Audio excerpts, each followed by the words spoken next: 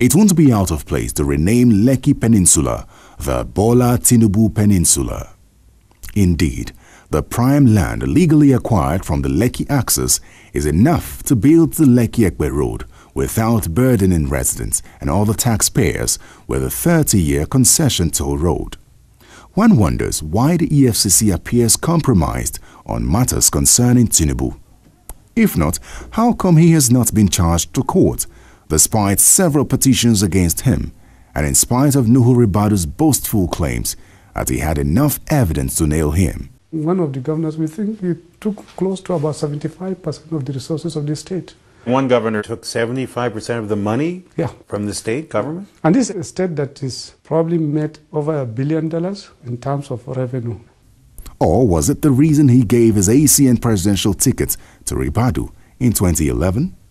It is apparent that there is a deliberate attempt at cover-up of all these alleged nefarious activities by one man. One can remember with nostalgia Tinubu's case at the Code of Conduct, but like a cat with 9 lives, he still evades justice. The case against him was simple and grievous for any government official, not to talk of a governor. That you, Bola Ahmed Tinubu, former governor of Lagos State, being a public officer as listed in Part 2 of the 5th schedule to the 1999 Constitution of the Federal Republic of Nigeria, and having subscribed to the oath of office as enshrined in the 7th schedule to the 1999 Constitution on assumption of office, as such engaged yourself in the operation and maintenance of several foreign bank accounts, namely First Heritage Bank USA, Citibank N.A., New York, Citibank International, New York, HSBC 177 Great Portland Street, London, amongst several others. However, in what many have come to accept as a political deal for delivering the Southwest to the ruling PDP, the federal government let Tinubu off the hook, and the matter was thrown out of the tribunal on technical grounds. But for how long can Tinubu evade justice? It will be interesting to follow up on what has happened to the EFCC intervention in the case of allegations of fraud leveled against Governor Fashola by a body known as the True Face of Lagos, which led to the arrest, detention and eventual release of one Dr. Tunji Ololafe, a prominent contractor and friend of both Tinubu and Fashola. He was arrested in Lagos by operatives of the EFCC following its investigation into allegations of financial crimes. Ololafe, a medical doctor and owner of Duke's Projects Limited, whose company was used as front by the Lagos State Governor to execute inflated contracts, was arrested on Friday, April 23, 2010, after investigators discovered that 27 contracts were awarded to the company from the State Ministry of Health and 3 from the Ministry of Education. Dr. Tunji Ololafe was allegedly paid 10 billion naira from Lagos State coffers as a front for Tinubu. In the last 10 years, tax revenue has come to constitute about 75% of government revenue base. Yet, the government never bothers to render account to taxpayers in Lagos. In the last 3 years alone, a colossal sum of 1.1 trillion naira was budgeted by the Lagos State government, with the government itself affirming that it has consistently recorded a minimum of 75% of budget performance, out of which 80% came from internally generated revenue, IGR. This is 30% more than the entire budgets recorded by successive governments between 1992 and 2007, a period spanning 15 years. The total tax revenue of Lagos last year, at the time of making the revelations, showed that tax on a monthly basis hovered between 14 and 17 billion naira, while federal allocation stood at 6 billion naira monthly. This is more than the revenue of 7 states in Nigeria put together on a monthly basis. Lagosians, it's time to break from the stranglehold of one man. Tinubu's godfatherism is more akin to that of unscrupulous mafia dons in Sicily. It is more of gangsterism.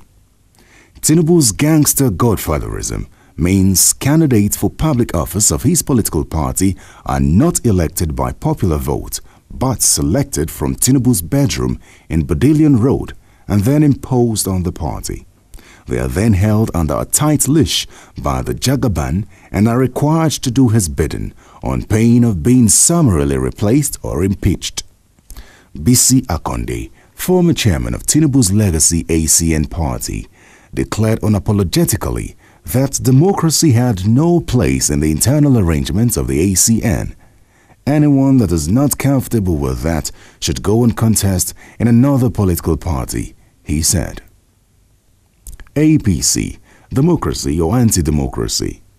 Nothing has really changed in this stance beyond the fact that ACN has since metamorphosed into the APC. The first test was the so-called election of the chairman of the party. Instead of electing a new APC chairman, Odigie Oyegun was allegedly rigged into the office by Tinubu. Tom Ikimi blew the whistle on Tinubu, insisting he never dropped out of the race for Oyegun, but was forced out because at that time, Tinubu had designs for a Muslim APC presidential ticket, with him as the vice presidential candidate. Ali Modu Sharif was even reported to have been so incensed by Tinubu at an APC NEC meeting that he threatened to beat Tinubu up. Both of those men have since left the APC. The charade in the selection of a governorship candidate for Lagos was no different. A tiger never really changes its stripes. It was a rehatch of the primaries that brought in Fashola in 2007. Tinubu simply masterminded the primaries. Once the results started to be declared, the other contestants realized they had been conned. They all stormed out of the venue in protest, leaving only Ambode and Ganiyu Solomon. Tinubu pleaded with aspirants to accept the contrived outcome, saying, "You are 12 aspirants, and like the 12 tribes of Israel, you have some differences, but you must remain one and united." It is ironic to point out that the 12 tribes of Israel were not united. Instead, they split, with 2 tribes becoming the kingdom of Judah and the remaining 10 the kingdom of Israel. A house divided against itself cannot stand. Maybe it would not be out of place to remind the Ashiwaju of history repeating itself in the next elections in Lagos. In 1991, the Social Democratic Party, SDP, won an overwhelming 26 of the 30 seats in the House of Assembly election. However, it lost the election of governor to the National Republican Convention, NRC, and Sir Michael Otedola became governor of Lagos as a result of conflict and split within the SDP. The evidence suggests that, no thanks to Tinubu's hijinks, history might repeat itself in 2015 with a probable loss of Lagos by the ruling APC to the opposition PDP. It has to be stressed that even Tinubu and Fashola have had their share of quarrels in the sharing of their spoils.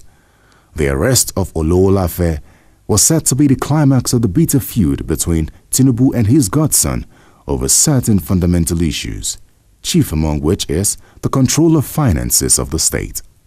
In December 2009, there were reports that Babatunde Fashola and BOLA Tinubu had fallen out over the issue of whether Fashola should run for re-election in 2011, with Tinubu said to be supporting the Commissioner for Environment, Muiz Baniri. Fashola's nemesis, as it were, was his complaint about the huge monthly deductions of over 3 billion naira from the state coffers every month as consultancy fee by Tinubu's tax company Alpha Beta from the almost 30 billion naira internally generated revenue IGR. This day, December 19, 2009, in one of its articles sums it up thus: Tunji Ololafe is a crony and convenient front for Tinubu. Sources claim that Tinubu's role in installing Fashola as governor of the state is the biggest hindrance for the present regime. An agreement between Fashola and Tinubu over the duration of the tenure of governorship, as well as the selection of certain cabinet members, paints a vivid picture on the sort of bind Fashola is in. And this bind will continue with the present governorship aspirant Ambode, if he is allowed to win the next elections in Lagos. Emperor Tinubu knows how to keep his acolytes under check. For those who might want to claim Ambode might be a man of his own, not under Tinubu. Governor Fashola still remains a case study for the alleged deviousness of Bola Tinubu. There is the multi-billion naira Badagry Mile 2 10-lane highway built by Julius Berger and the Lekki-Ekpe Highway, which Tinubu arm-twisted Fashola and ensured he got a 30-year concession to build, operate and transfer. For those who know the Lion of Badilion, it's all about the influence of Tinubu. He wants to run the government. He was angry Fashola won't let him. He wanted the Badagry Mile 2 contract, but when Fashola gave it to Berger, because Tinubu had the Lekki-Ekpe deal, Tinubu got angry.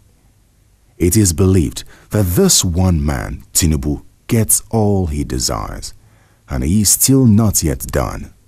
The alleged ownership of choice properties and businesses by former Lagos State Governor, Mr. Bola Tinubu, valued at over 1 trillion naira, will rank him the most corruption-prone politician in Nigeria. Such properties and businesses include the Ikeja Shopping Mall, Oriental Hotel, Renaissance Hotel, First Nation Airline, Vintage Publications, publishers of the Nation newspapers, TV Continental, Radio Continental, and so many others. On the celebration of his 60th birthday, it was said he forced some APC, AC and then state governors, the 57 chairmen of local government councils and the local council development areas of Lagos State to cough out 2 billion naira for the event. Though yet to be listed in the authoritative Forbes Fortune 100, Tinubu is arguably Nigeria's biggest landlord. His ownership of choice real estate and swaths of lands running into thousands of acres of public lands is second only to the federal government and the Lagos state government. In terms of direct cash value and return on investment, Tinubu's real estate holding may be worth more than even that of the federal government in Lagos state. Let's pause a minute and ask, how a man who was governor for 8 years with fixed salary and allowances could have acquired so much money to buy almost everything in Lagos? Unknown to Nigerians, in 1993, 6 years before he ran for his first term in office in 1999, Tinubu was charged in the United States of America for narcotics or drug trafficking. Charged before the United States District Court, Northern District of Illinois, in a judgment that was docketed and dated 5th October 1993, the United States government compelled Tinubu to forfeit all sums in 9 different accounts in First Heritage Bank, Citibank N.A., and Citibank International.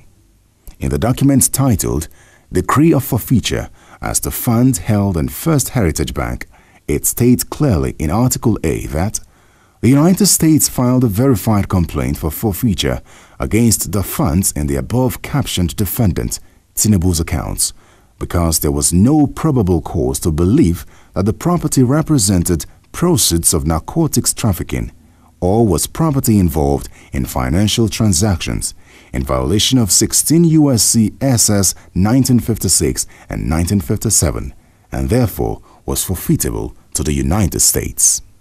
It is alleged that Tinubu might have escaped physical time in prison by entering into a plea bargain and thus forfeited all funds in his accounts which were suspected to have been proceeds from narcotics or drugs to the United States court.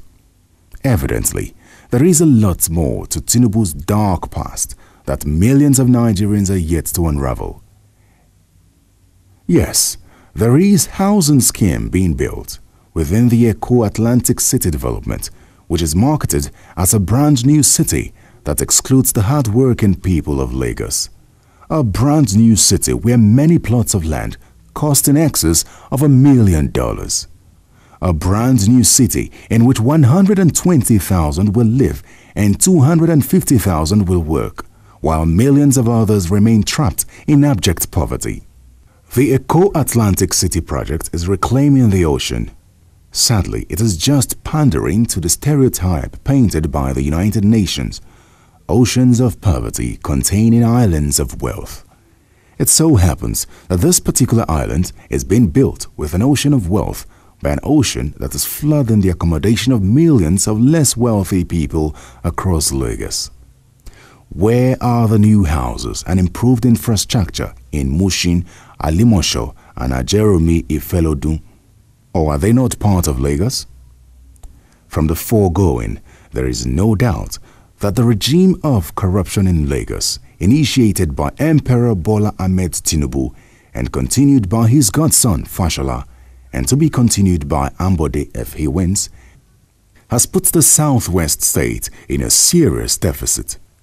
Tinubu and his acolytes have put millions of Lagosians today, and even children yet unborn, into a slavery of debts. May God bless Nigeria. May God bless Lagos State.